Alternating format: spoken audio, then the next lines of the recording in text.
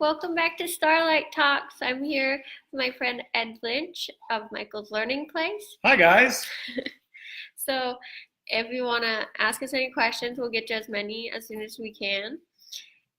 In the meantime, check out OurTism.com, where I have a blog where I write about being on the spectrum.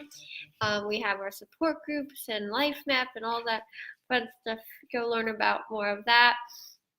I have linked to Mychal's Learning Place Facebook and their website if you want to check them out as well. I do these talks every Wednesday at 7 Pacific Standard Time, so come back next week. I'm blanking on who the guest is next week. I think it's Annette, and we're going to talk about Life Map. So come back next week, same time. So this week I have Ed Lynch, and we're going to talk about, he's the founder of Mychal's Learning Place, and we'll talk about his story. So I'm really excited. Thank you, Linda and Kat and Zoe, for joining. Zoe was our guest last week, so check out last week. She live streamed all the way from Australia, which was really awesome. Oh, that's cool. Yeah, so do you want to introduce yourself a little bit? You want me to tell you a little background? Yeah. My name's Ed Lynch. I'm honored to be here. I'm a firm believer in Chloe and all the work that you guys are doing here. So I'm glad to be part of this. Started Mychal's Learning Place about 17 years ago. Started off as an after-school program in Hawthorne, and then we opened another site in Culver City. And about 5 years ago, we started an adult day program, 18 to 30, really about independent living skills, abilities, job training, employment, self-sufficiency, and setting the bar higher for anybody that's had a label attached to them as an individual. I started Mychal's. It's named after my daughter, Mychal. Passed away 22 years ago. She'd be 30 if she was here today. Neurological, but they didn't have a label for her. So that's why I probably think I just don't buy into labels, that it's the individual first. And then labels will have information you need, but that's not who the person is. So I'm here to just share with you and spend some time with Chloe and her family. And yeah. So hi, Richard, and hi, Mychal. Thank you for joining. Richard, you come every week. It's amazing. So I'm really excited to have you. Please start leaving questions, and we'll get to them. I love when we can interact with you guys. So I really like one of the sayings you have at Mychal's is leave your labels at the door. Yes. That's a really cool thing that you have. Yeah. Labels don't make who we are. You know, you're Chloe. You're not, Chloe with autism. I'm Ed. I'm not old Ed. I'm just Ed, right? And I think when we start attaching labels, we start setting what the limitations are for somebody. And we don't need to be setting limitations for somebody else. We need to decide what it is we want in life and pursue it and what makes us happy. So take the label, leave it at the door, be individual, be who you are, and own that. Something going on? You're making a face. Yeah, mine just said live video is ended, but it's still on. But it's still on mine, so Okay. go out and get back on and see what happens. Yeah, it's still live on my Technical phone and on my computer, so. All right. Hopefully, please let me know if you guys are having any difficulty watching this. Yeah, I thought that was really cool because there's a lot of issues I've had with different people want to be referred to different ways, and so it gets really complicated, especially like there's levels now, and there's high functioning, low functioning, impact, more impacted, and it's just like what do any of them mean either? Right. They're so relative. Right. So it's hard to say, well, we only help this population, or Right. So like at OurTism, we say you don't even need a diagnosis to come. We take whoever wants to be there. Right. And so I like that saying. We definitely have similar beliefs, Yeah. our organization and yours. We really do Yeah. believe that we're all capable and able, right? Mm-hmm. And again, you can't put everybody in the same box. One size does not fit all. I mean, I can be sitting next to somebody my age that's an older white guy, and we're going to be thinking differently about things, just like you are with your sister. I mean, we're just all individuals, and I think that's the important part to remember. Leave the labels at the door. Yeah.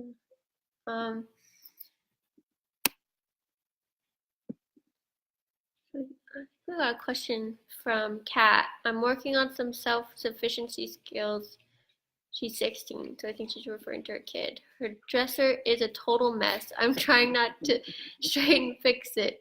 Do I let her have the mess or teach her to put things neatly? Thank you. Well, I guess it's who's it important to. Is it important to you to have her have a clean room, or is it important to her to have a room in her space?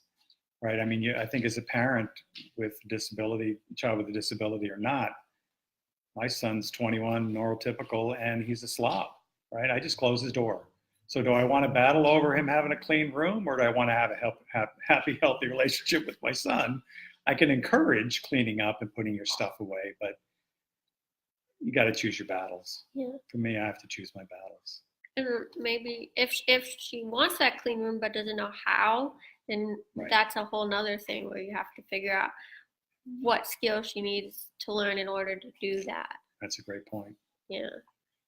I know a lot of those, I know I have trouble organizing because of that organization of like, when I see the mess, it just gets overwhelming. And so I'm like, where do I start? Like it gets so frustrating and it feels like it gets messier before it gets better. And then like, so I've and I've also had communications issues with that where like my mom's like, oh, can you clean your room? And then I come down to take a break. She's like, oh, did you clean your room? And I'm like, yeah. And then she goes up to my room and it's still a mess. And she's like, you didn't clean your room. I'm like, well, I did clean my room. I just didn't finish cleaning my room. That's funny. That's funny. She says, thanks. She likes stuff out to see it, but I'm called to find clothes, but I didn't shove them in there. Oh yeah. I'm kinesthetic, so when I put something somewhere, I can then find it, so my room will look like a mess, but I know where everything is. But then if someone goes in and cleans my room, I'm like, I don't know where anything Just is. messed Oh everything no! up. Messed up the mess. Right. So I totally get that. Yeah. So thanks for that question. Go clean your room. Yeah. Yeah, it's difficult when you have people who think very differently about organization when you live in the same house. So and especially having your own space and feeling safe is important to everyone. So having that communication about that is really important. And learning to live together, Yeah. right? Sharing space with somebody, and that translates into a job in the future, working along coworkers. Mm-hmm. It's life. It's life.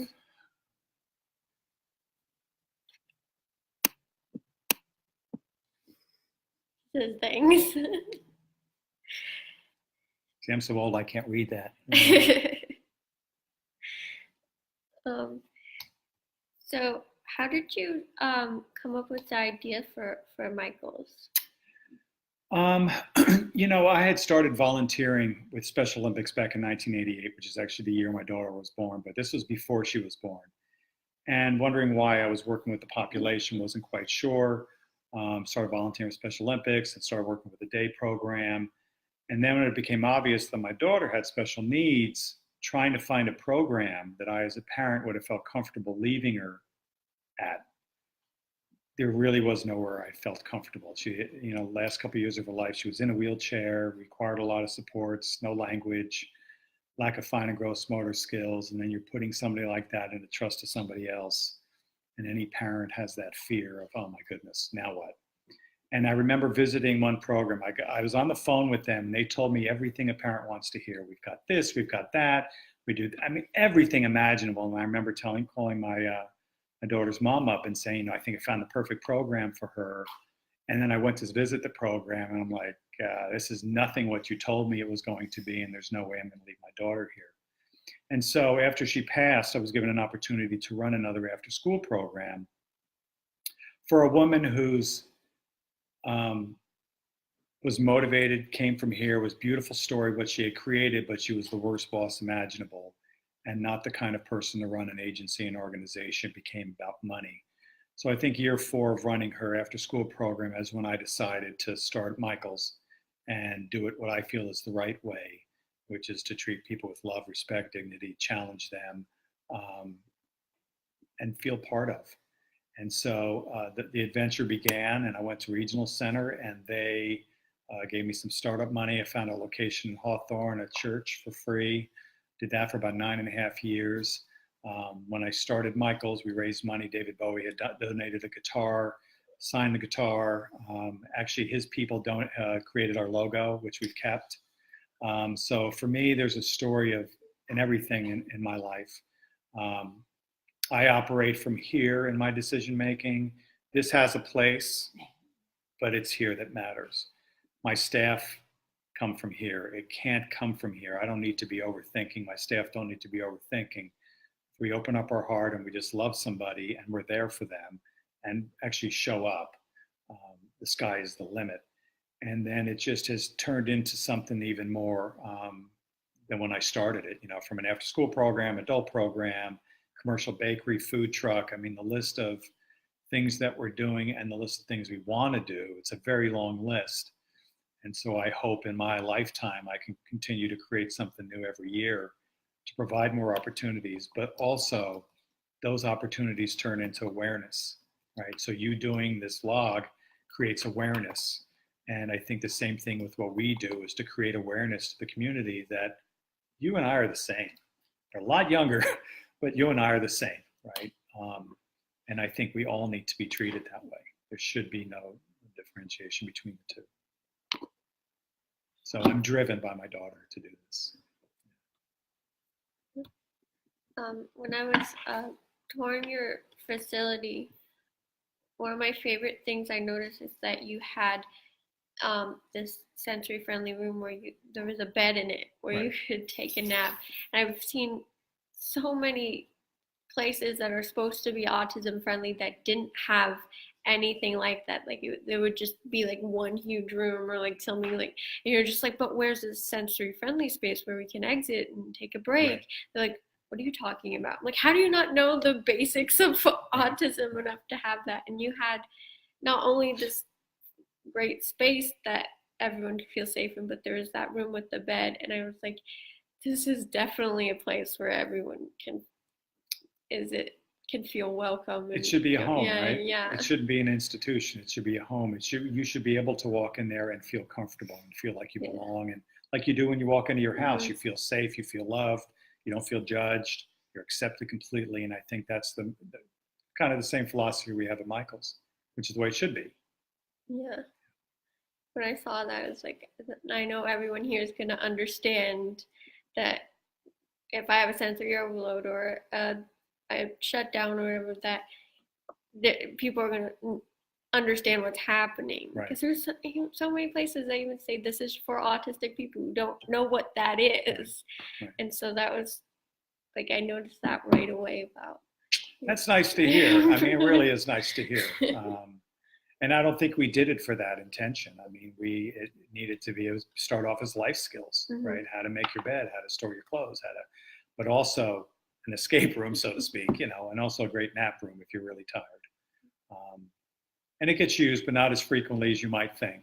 I think what we find at Mychal's, because it's very engaging what we're doing, and it's fun learning as opposed to at a school where a lot of kids are sitting at a desk for 6 hours a day and being asked to trace their name or trace numbers, and they call that the education. I think when they come to Mychal's and they can have fun but learn at the same time, we don't have a lot of the same issues the schools will have.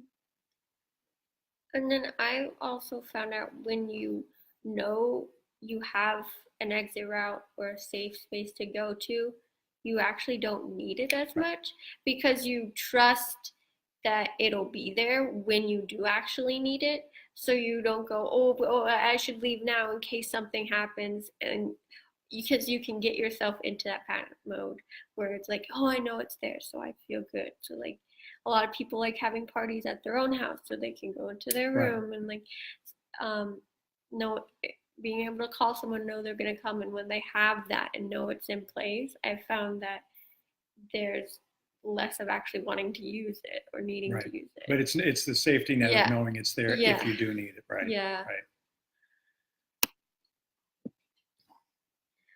Hi, Dean. Hi, Kevin. Thanks for joining. Wow, we got a lot of people today. Thank you for watching. In case you're joining, this is Ed from Mychal's Learning Place. He's our guest today. So if you have any questions, please leave them. Thank you, Reggie.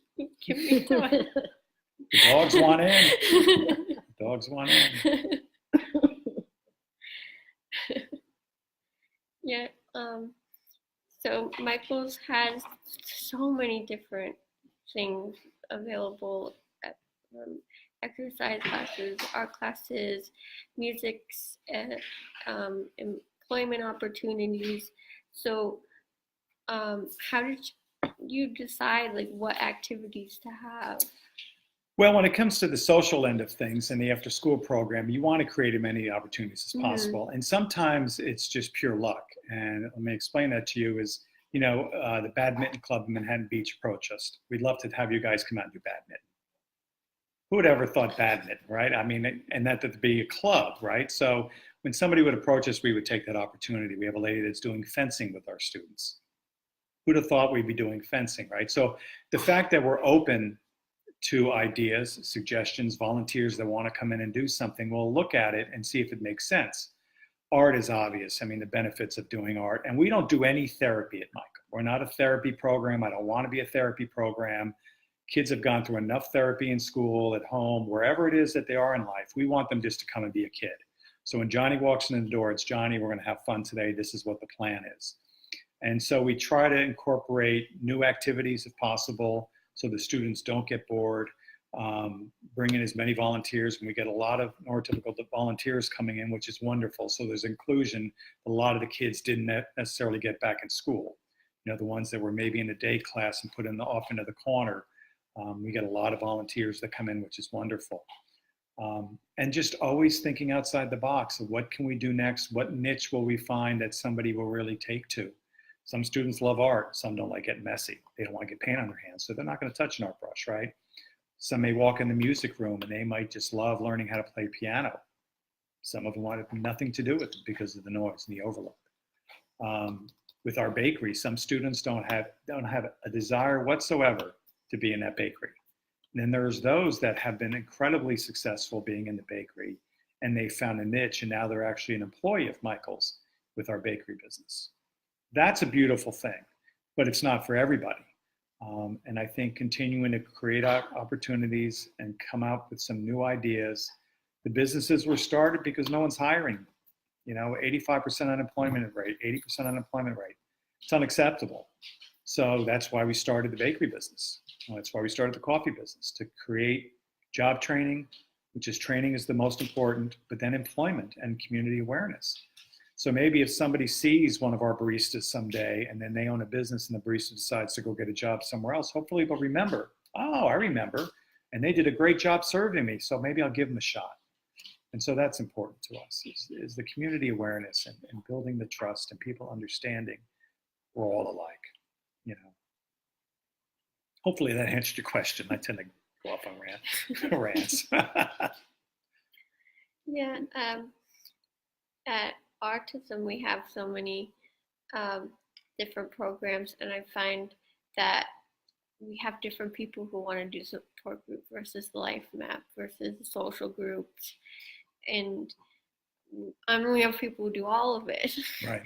But it's also really important that they want to be there. Right. So, like in life map, it's all about figuring out your goals. So it's not about the parents' goals or somebody else's goals, or like we actually want to find out what you want to do and how you achieve that. And in support group, it's about what you want to talk about. It's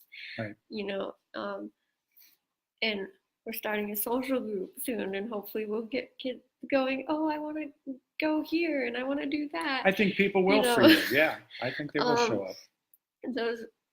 So I think that's really important, to give that voice to someone with a disability, because a lot of times, even like there's like a blind YouTuber that I watch who like obviously can communicate fine, has no issue talking, but people will look at who's ever with them, their friend, their mom, and go and ask them a question about her. Like, why aren't you asking that person?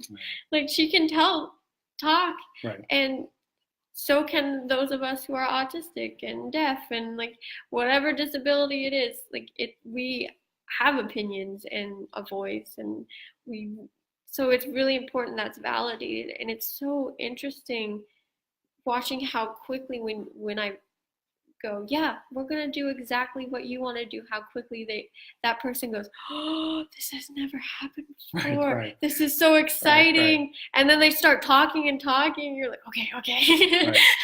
We're gonna do it, I promise.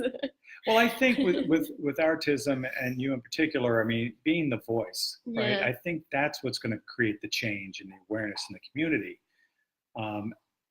And that's the beautiful thing for me. I could listen to you talk about your experiences and your perspective much better than I can from somebody that's writing books because they're an expert.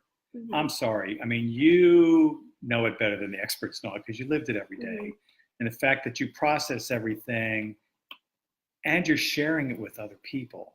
I mean, that's huge. Imagine the impact you're going to have when you're my age, doing this for 30-something years and spreading the word. That's a beautiful thing. And that's something that, be proud of what you've created here. It's beautiful. It really is. Thank you. Yeah.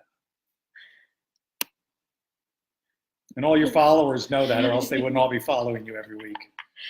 Dina says, hi, Ed. Hi, Dina. Hi, Carol.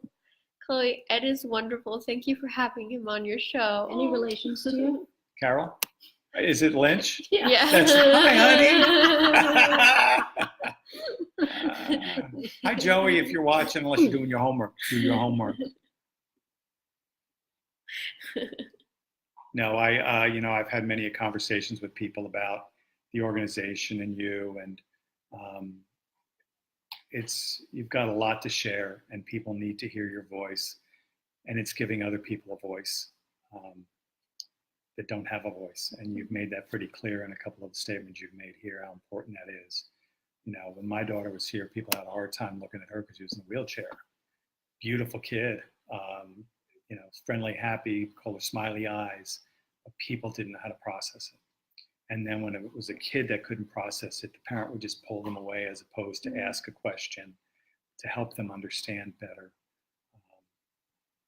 So I think this is a great forum, and it's going to be fun to watch for me. It's going to be fun to watch the next 5-10 years of where this organization goes, where OurTism goes, and you're doing the work that needs to be done.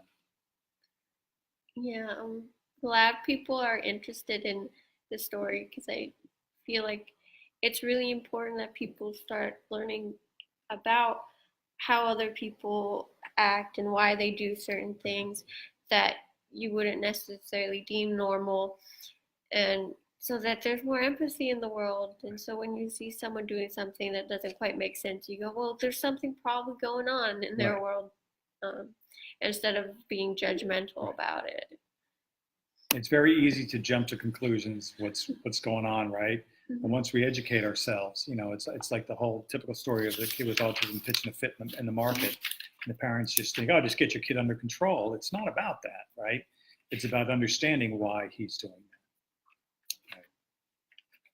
Yeah, what I found super interesting when I was at the art show, I met a couple of the employees at Mychal's, or the volunteers, and they had no family members with any disabilities, no connection personally, except the fact that they really love working there. And they're like, yeah, just like one day I got involved and then I just didn't want to stop, and it's so amazing.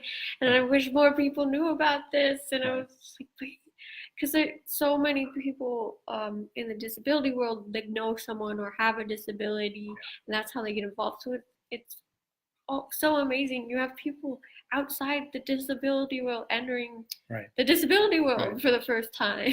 Because they have little hearts, right? Yeah. I mean, I can probably a handful of employees that started off as volunteers, then became interns, went to college, and I've had staff that have changed their degree, what they were studying, and gone into the special needs field, which is beautiful because you want the people with the heart to do that. That's what we need. We need more of that. And I think with our staff, they feel they have ownership. They feel like what they're doing is having an impact. And, we're loved unconditionally, right? There's nobody at Mychal's, none of the students that are angry, pissed off. It's all loving. And at the end of the day, I get to go home, and as cheesy as that sounds, I mean, love at the end of the day is the most important, right? And loving somebody unconditionally, being there for somebody, and vice versa. Those students are there for me. When my daughter had passed, I went to my nieces and nephews for support. I just wanted to be hugged. I didn't want an adult to tell me how it feels, what it's going to be like. You don't understand unless you've been there. But the kids just love me unconditionally. And Mychal's students are like that, whether they're 28 years old or whether they're 13 years old. Clear hearts, genuine hearts. It's a beautiful thing. My grandma just joined. Hi, Grandma. Hi, Grandma. Grandpa there? Yeah. So You were talking earlier, so invisible disability. So we were talking about like how like the people with very visible disabilities get stared at, and I definitely get stared at more with the dog and wearing yellow, but people don't seem to see the autism, Right. and so, and especially when I was younger, it was very frustrating. I'd be like, oh, I have autism, and then people think like they have a stereotype of what that looks like, and it's like, oh, you're not autistic. Right. I've even had people say, oh, only boys can be autistic. Right. And like, that's so crazy that people think that they know better than a doctor who diagnosed me Right. what I have. Right. And so that can be like super frustrating. So there's all that other side of it too. It's like, no, I'm actually disabled and I need help right now. Right. So there's, and I guess that you can have both. You can have someone who you can see that they're disabled and nobody knows what to do. Right. As well. Right. So I'm glad people are listening and now they know. Well, I mean, again, because it's not a physical appearance of a disability, Yeah. it's, that's what people expect to see. Uh-huh. And because there's still so much unknown about autism, right? Yeah. That people, either they educate themselves and they try to understand, or they just kind of block it out, right? Mm-hmm. Hi, I got a friend over here. What's this one's name? Benji. Hi, Benji. Yeah, the dogs. So how long have you had the dogs? The service dog, I've had him about a year and a half now. Hi, sweetheart. You want to come up? Hi. We've got company. Say hi, Benji. You're just going to take over the show, aren't you? hi. You're jealous too? Yeah, Benji, we've talked about him a few times on the live stream.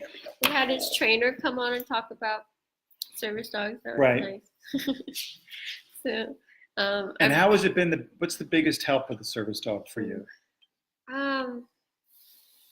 Again, like that, knowing that he's there when I have a sensory overload. And so when I first got him, I thought it would just be that. It's like once in a while I need him for the sensory overload, but he's been way more help where just I have someone else to go with me to new places and do things, and just I don't feel so alone. Like I have the comfort of him, so I like that just gave me more confidence to go to places by myself and do you think just like, oh, I have a little friend, and then he's helped me socially because people come up and want Right. to talk about the dog, Right. and then we go to talking about autism, and then we talk about different things, and so it's really helped me make friends and talk to people. And, That's fascinating Yeah, because I it's never really- would have thought yeah. about that perspective. I Yeah. never would have thought about having the service dog would create a conversation with somebody. Yeah, It's fascinating. and then like if they like dogs, they're a good person. Right. If they, yeah, right. Benji likes them, and it's cool. Benji, Whatever. you're the true judge of He's a- character. Yeah. Must like me because he's had him allowed. So Richard has a question. He says, Ed, it sounds like what you do is amazing. It's good to see people like you out there helping autistic children. What age group does Mychal's Learning Place focus on? Do you focus on teens that may need these life skills? So if you put all our programs together, we're licensed from ages 8 to 30. Youngest student we have is probably 13. So the after school program goes till 22. The adult program is an 18 to 30 program. It is about life skills. It is about independent living skills. It is about having more choices when it comes to housing as we move on in life and get older, right? So what do we want for Johnny? What do we want for Johnny when he's 25 and 30? And if it's for Johnny to live independently, what do we do to create that for Johnny and provide those tools of learning? So the social rec opportunities in the after school program also has a life skills component. Most typical day programs, Johnny comes with his lunch on Monday, mom made it for him. In our program, the students will go to the market on Monday morning. They bring in their $20 for the week. They have to buy all their items they need for lunch for 5 days. They have to learn how to prepare their food, clean up after themselves. Everything that we do in a natural setting, not some falsified, made up setting. So they go to the market, they spend their $20. They can't spend $21. They can spend $20. And so if the bill comes back at 21, something's got to go back. That's real life budgeting. That's understanding as you're going through it. And then coming back and knowing how to store food properly. I was talking to somebody the other day about, we had a student that had frozen burgers that were supposed to be in the freezer. Well, those were in the fridge. So if we don't teach him that those are supposed to go in the freezer, read the sign, read expiration dates, stuff we don't think about, right? But stuff we have to teach. And then you watch the students walk through that, be independent at the market, build on that self-esteem. The Melinda story about being a barista and feeling so uncomfortable and the anxiety to where now she can look at the customer and have an interaction that's totally natural and normal and like we're all having.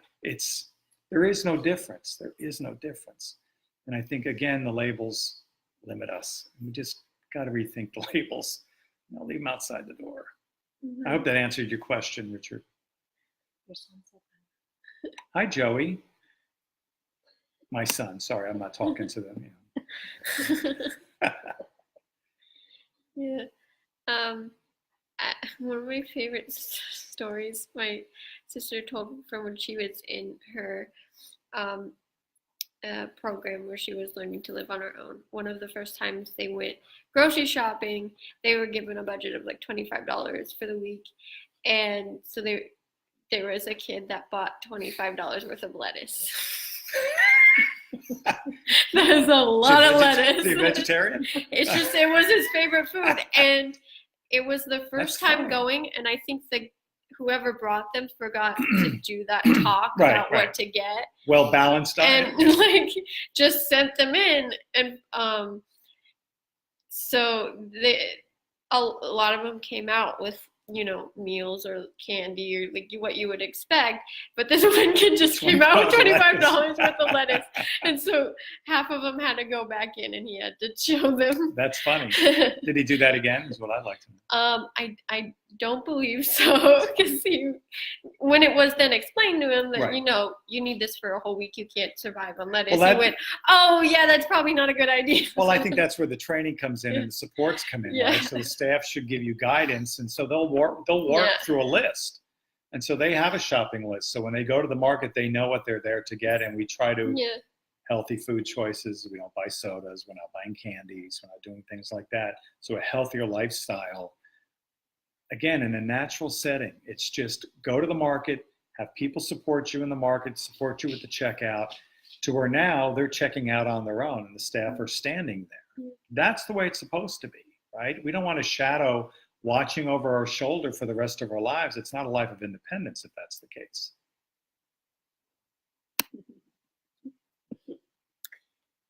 Tammy says, my grandson has cats that help him. They actually help him a lot. He is ASD, has lots of anxiety. Yeah, animals are amazing. And I think those of us on the spectrum are very drawn to animals for some reason.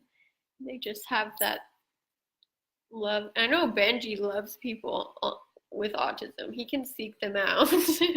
He loves when I go to support group with all the autistic individuals. It's his favorite thing.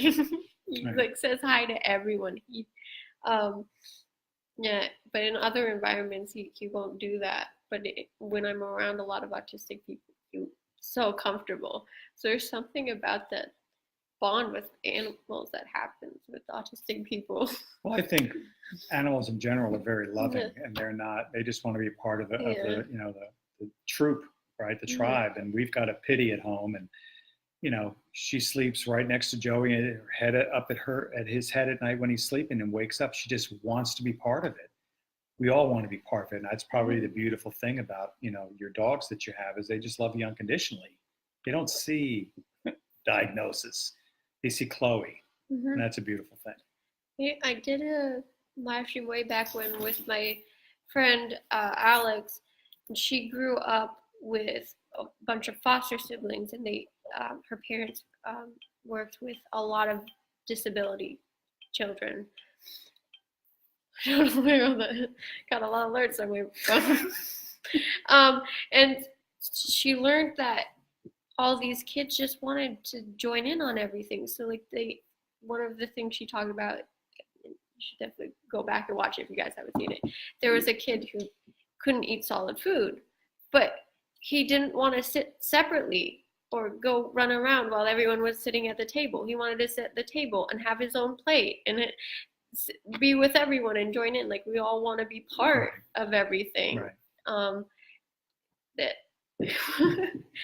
So just there's a way to let people join in, even if they can't physically do the exact same thing you're doing. They can still join in and be a part of it in their own way. I love there's like this.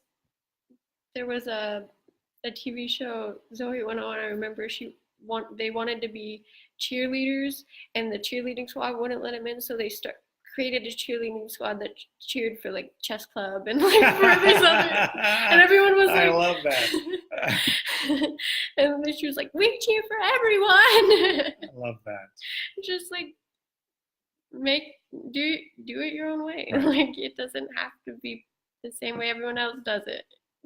And school's tough enough. Yeah. I mean, just trying to fit in and be part of and not be judged, and what somebody else is wearing, what they're looking like, what's their haircut, all that stuff. It's just, it's painful.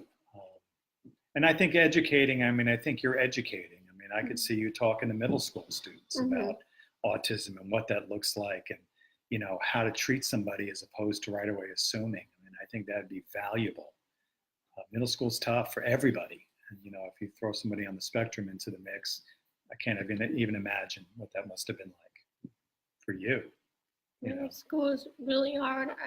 I really think it's mentally a really toxic environment for most people, let alone having a disability and not being able to keep up, just because like it's so like reward and punishment based with grades and with like, why? How in kindergarten can you get a failure grade? That doesn't make any sense. How a kindergartner can be afraid of failing.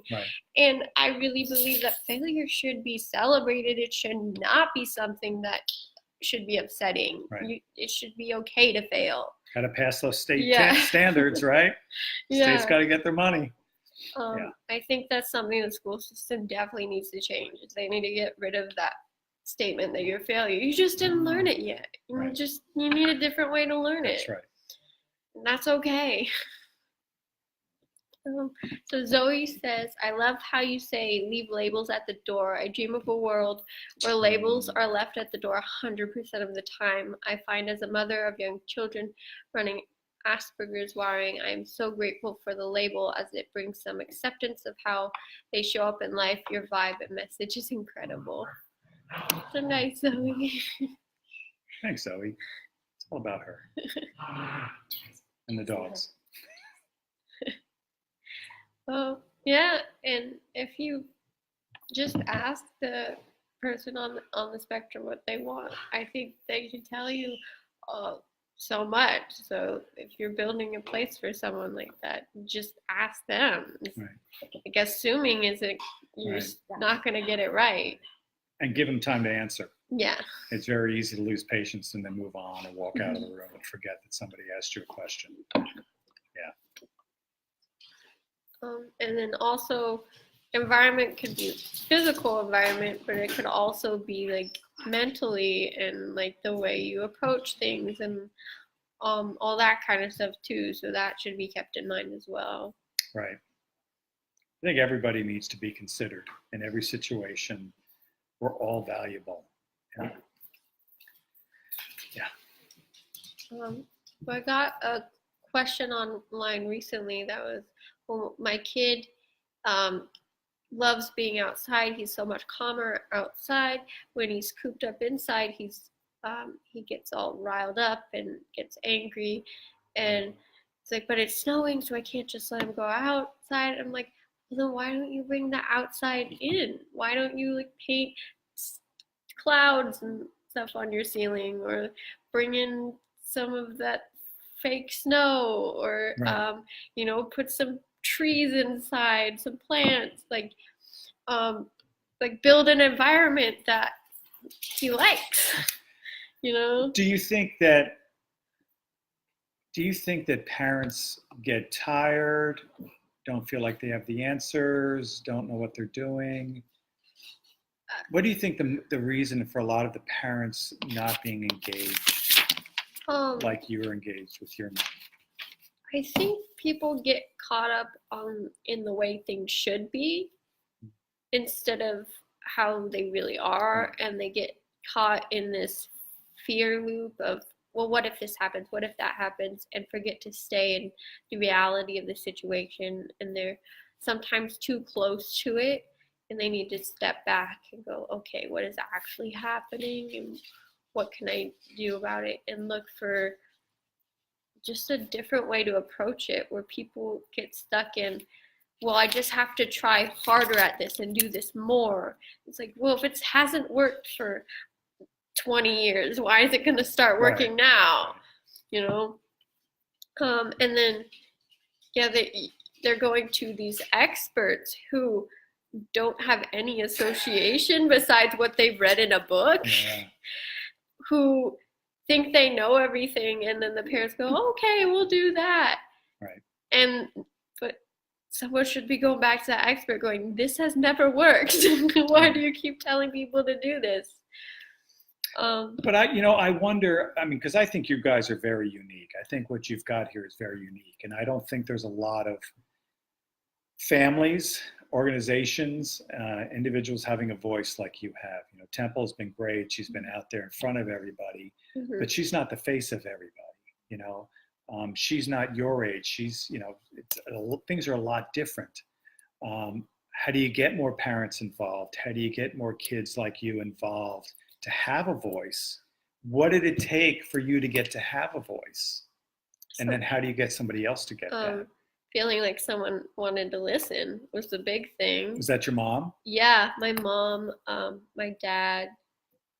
Just I had some really, really good teachers that just got me. Right. My grandma, just people who were willing to listen and validated what I was going through and let me come to what I needed to do on my own terms, and just decided to let me make my own decisions. Like, one of the things that people are blown away about is I decided which schools I wanted to go to, when I wanted to transfer, and that control was super important. I mean, my parents would suggest, hey, there's this opportunity if you really want to do it, but ultimately it's my decision. And I think that was really important to feel that control, where I've had so many parents go, how do I convince my child to go here and do that? I'm like, maybe if they don't want to go. You got to reverse that question. How do you get the parent? I mean, that's a good question. Is how do you get a parent to listen to somebody that's their daughter or son on the spectrum who's clear about what they want? How do you get into that parent? I mean, what if your mom wasn't receptive? What if she wasn't a listener? What do you think you would do to get to where you are today? I would, I probably, as soon as I could, I would have to get out of that environment and find or create an environment that was validating and accepting, because if I was with someone who was telling me this is what you need to do, and it wasn't stuff that was helping me, I would shut down more, go into defense mode, and I would become less and less functioning, to the point where it's really unhealthy, where when I have someone who just goes, it's going to be okay, and validates and just goes, yes, when I say something, I remember when I was at Sarah Lawrence, I was like, yeah, I don't think I want to come back next semester. My mom's like, sure, okay, sure. I was expecting her to be like, what? Right. So where do you think you would be today if you didn't have the support? Where do you think your life would look like? Have you thought about that? Or yeah, I think it would look very different. I think I would look so. I think that you lose a lot of that functioning, or it looks like regression, when you don't have that confidence, and you don't have the mental health that you should. And so I can see myself being way more depressed, way more anxious, and having a lack of confidence in areas where I should have confidence, and that would all hinder me from doing all the things I'm able to do if I didn't have the help that I do, and the validation, and people that listen. Right. I can't imagine that for you. I can't imagine you being that other person. It's a beautiful thing. I actually wish I had footage of myself when I was 13, because I was so angry all the time. And people can't really imagine that. Like, anyone, you just say a sentence to me, and I do the eye roll, right. And the My 12-year-old, really, only kidding, Joey. Yeah, I was just not functioning. I didn't leave my room much. Today I'm a very different person. Right. It's so different. What do you see 5 years from today for you?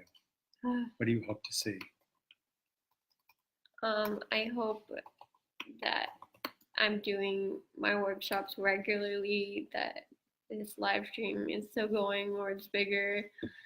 I can definitely see that there'll be even more progress that I didn't even know possible, that I would be breaking, that I have boundaries up that I didn't even know I've put up. Because I keep finding that over and over, and I can see myself. This summer I want to move out and live independently, so hopefully I'm still doing that. Everything you said was positive. Yeah. There was no fear in what 5 years holds for you. No. That's a beautiful thing. I don't know how many people without a disability can say that, right? Yeah. I remember when my eldest son came to me at 17, he was worried about when he's going to be 30. Yeah. Like, dude, you're 17. 30 is a long ways away. I mean, all we really have at the end of the day, for me, my philosophy is just today. Like, this moment is where I'm supposed to be. I'm supposed to be sitting in your house, having this conversation with you. There's nowhere else I'm supposed to be. So I think I need to be somewhere else, or somewhere else is more important. Then I miss this opportunity to learn more about who you are. which makes me a better person. Yeah, and definitely parents struggle staying in that moment where I've talked about, like, oh, I'll text my mom, I'm really excited about this one thing, and she's like, great, but also did you do your laundry? And it just ruins that whole moment where I'm like, yeah, like, stay in the moment, because it's really important that you celebrate those moments. Right. And because otherwise the next time I might go, well, I'm not going to text my mom about this. That's right. You know, and she's not going to be included, and we're not going to have that, you know, nice moment if that were to continue happening. But I'm comfortable enough to also say, hey mom, I don't like when you did that. And she's like, okay, and she goes, okay, I'm sorry, next time I'll work on that. What a good mom, you know? taking ownership. I like that. And yes. So when I was younger, I wouldn't even respond. I'd be like, and get all upset, and she's like, why are you so mad? I'm like, oh.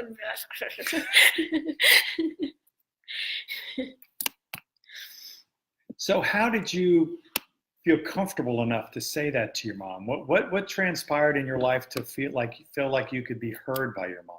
Besides the fact that she's an open-minded person and caring and loving, most parents are caring and loving and semi-open-minded. Well, I don't know how she made this decision, but I was obsessed with reading, and she decided to read the same books with me, and we started talking about these books.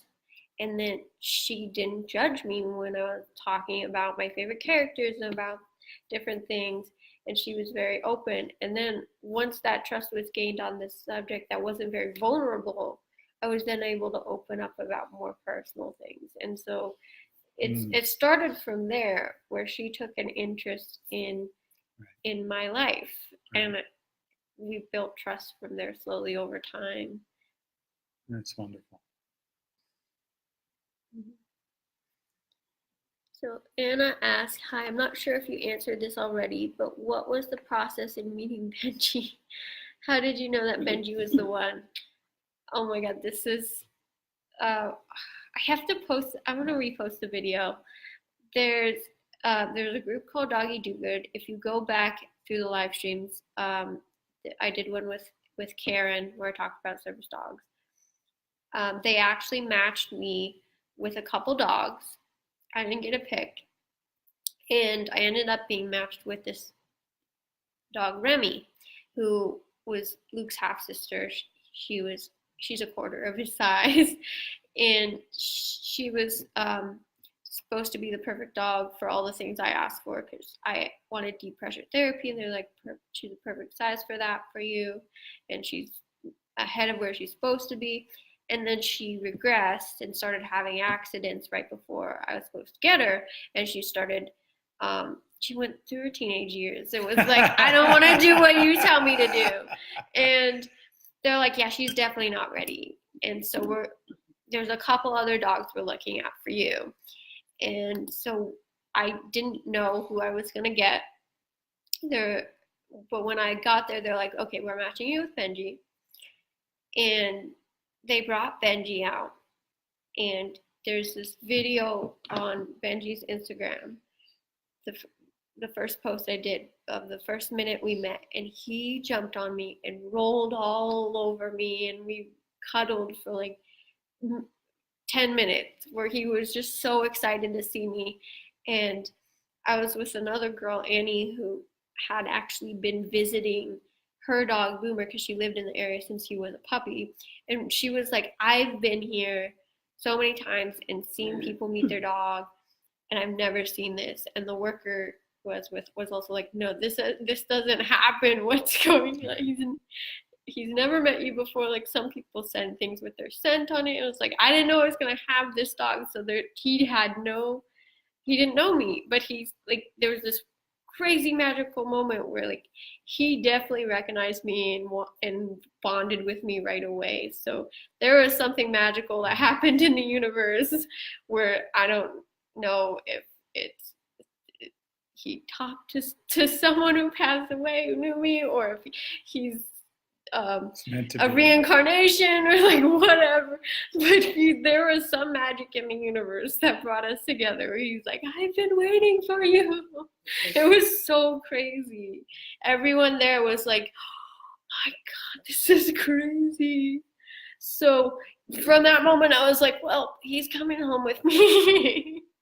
It was, my sister had actually a much harder time bonding with her dog. It took a lot longer, but that now they're really strong, and that seemed to be the case with the other dogs. But for me and Benji, it was right away. It's crazy. So that's how I met Benji. It was super amazing, and so that made me very spiritual. I don't know. There's an energy to the universe, and it's amazing. And it's Benji. Yeah, Benji's Unconditional a part love. of it. Benji's It's magic. magical. For like the first 4 months I had him, every night before bed, I would be like, "Hey Benji, how did you know you were coming home with me?" And he'd just stare at me, and I asked him every night. How did you know? So Zoe says, parents are living in fear. They are grasping. They are in argument with the way life is. They aren't looking after themselves. Yeah, very true. You definitely have to help yourself before you can help someone else. And I think that's where there are a lot of parents that struggle with that, where they're having a hard time with life and then thinking that they can help their kid as well. It's like you need to help yourself first. Otherwise, you're going to react out of fear or out of anger, and you can't see the reality for what it is if you're depressed or if you're anxious or if you're in that state of mind. It's really important to act out of reality, especially with kids, because they pick up on everything. They feel what their parent is going through, for sure.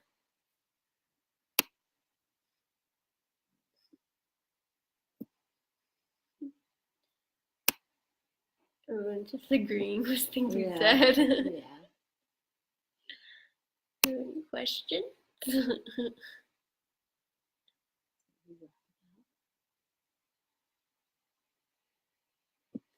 Have you seen Dog's Purpose? Oh my God, I did. I think my wife just saw that. Yeah, that was Carolyn. Oh, did she say that? Yeah. I can't say that. Yeah, that was such a cute movie. I think I saw it with Benji. And I also saw Alpha with Benji. Alpha is the one where it was the movie about how the first dog and the first human came together. It's fictional, but it was really cool seeing those movies with Benji, because Benji can go to the theaters with me because he's a service dog. Yeah, that was a cute movie, A Dog's Purpose. I definitely cried at that one. That's the one where the dog keeps getting reincarnated and comes back to the same owner? And eventually comes back to the same owner. And so maybe that's what happens with Benji. You never know. Will Chloe be showing her art anytime soon? I was thinking about having a booth at the hometown fair, but that's not till like September.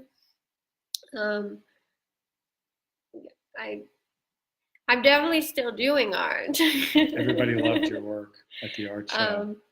Yeah, of any opportunities to show And my art I more. go a little bit bigger on some of those photographs. Well, we're doing the art show again, so we'd love to have you come back again. Definitely do some bigger pieces as well. It's really beautiful. Yeah, and the theme of yellow, of course. Yeah. I just wasn't sure what price people would be willing to pay, because the bigger it gets, the more expensive it is. And then, but yeah, definitely, if someone wants a bigger piece, I'll definitely have a bigger photo. I like the wood ones, but those don't sell as much, so I guess we'll do more metal. Yeah, people like the slicker look. It seems like, yeah. And it just depends. I mean, we Yeah. did some really big pieces our students Mhm. did, 4 foot by 4 foot, and Mhm. very few people have walls to put up a piece that big. Mhm. So this coming year for our students, we're going to definitely downsize 16 by Mhm. 20, something where people have walls where they Yeah, can put that up. and mine happened to have the stand, so you could Right. put it on a shelf, Table. and Yeah. it was like you could either put those little tape things on it and put it on the wall, or you could use and everyone was like, no, I want to put it on a table or a shelf. And I was Right. like, okay, cool. You I'll sold a remember. lot of pieces. Yeah, I You did. sold everything, and then people ordered other ones that you Yeah, have. it was awesome. Wonderful. Um, Is that your first art show? yeah. I mean, I did like the school art shows, but I didn't sell anything for that. So that was cool. How did it feel talking to people when they come up to you about your art? Oh, it was really cool. Yeah. Yeah, I had some really cool conversations with people about it.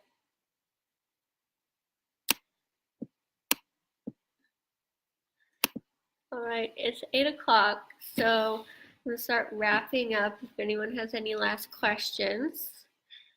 So thank you guys for watching. As usual, check out the website, OurTism.com, where you can check out my blog where I write about living on the spectrum. We have the adult support group tomorrow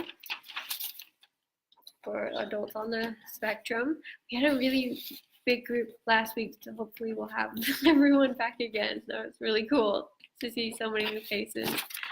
And we have the Life Map program, and I also have a workshop coming up in Florida in April that you can sign up for.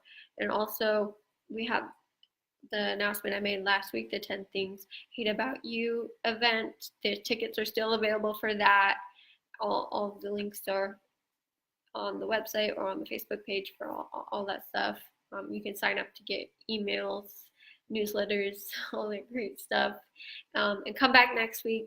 Annette will be on. We'll talk about Life Map. She's my Life Map coach. So I'm really excited you guys get it. Learn more about that. It's a really cool program. And this week, Ed was here, Ed Lynch from Mychal's Learning Place. I have links to all Mychal's stuff in the description, so go check that out. Do you have anything you want to come by for a visit? She's wonderful. I'm glad I got to be here. I'm honored to be part of this. You're inspirational, and I think to a lot of people. So I'm going to enjoy watching you grow and watching OurTism grow and be the change that needs to be. So thank you for having me. Thank you for being on. Thanks everyone for listening. All right, everyone, stay colorful.